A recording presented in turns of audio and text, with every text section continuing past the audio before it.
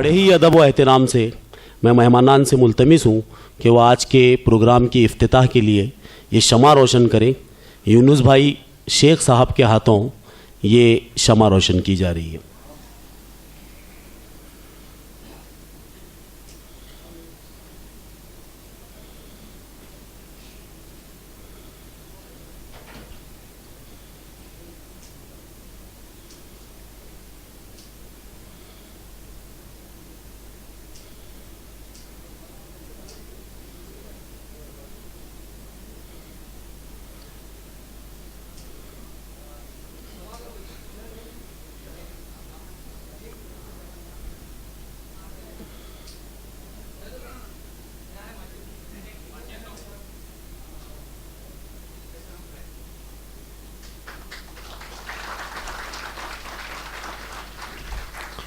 बहुत बहुत शुक्रिया।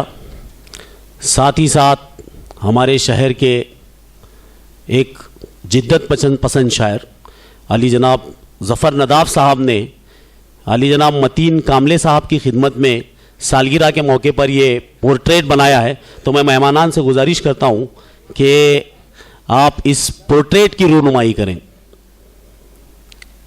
मतीन क्या है?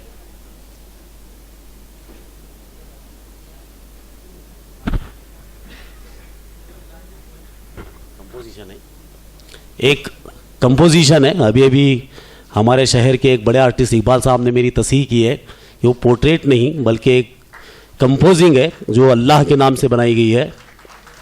ज़ोरदार तालियों से हौसला अफजाई करें।